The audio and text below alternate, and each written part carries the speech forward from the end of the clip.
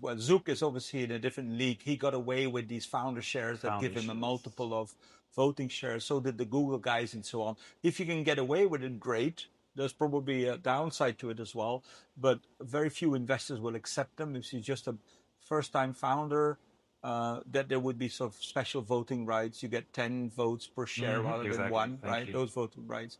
But it's kind of all part of the term sheet once you sit down with VC, right? In my mind, the best protection is not to take VC money.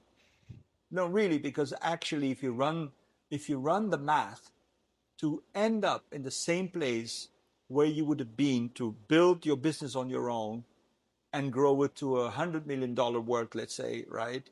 But have almost full control versus you being diluted and diluted and diluted. Even with all the right terms, you dilute it and you end up with 20%. 20%, if you still want to get 100 million out, you need to build a $500 million business. And that is already quite a challenge. And that may take you actually longer.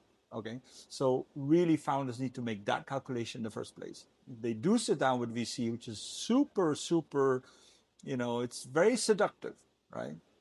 Get the term sheet right. The second recommendation I would make is don't work with a Silicon Valley lawyer when you negotiate the term sheet, because they're all in the pocket of VC. They get the major business from VC. Let's just, understand who gets paid by whom, and then the kind of you understand the world, as Warren Buffett says.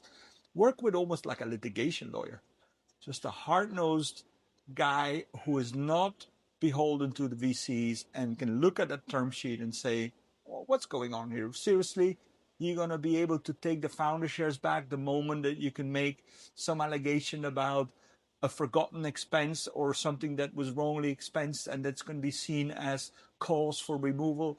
Let's all be adults here. And so they push back on these guys who know the term sheet inside out because they do 100 deals a year. Whereas for you as a founder, you're going to do one deal with one term sheet for the next 5 years. And so is that information asymmetry that you want to make sure you have somebody on your side who can see through that and negotiate well on your behalf?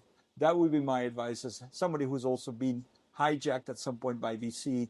Be very, very clear-eyed about their agenda.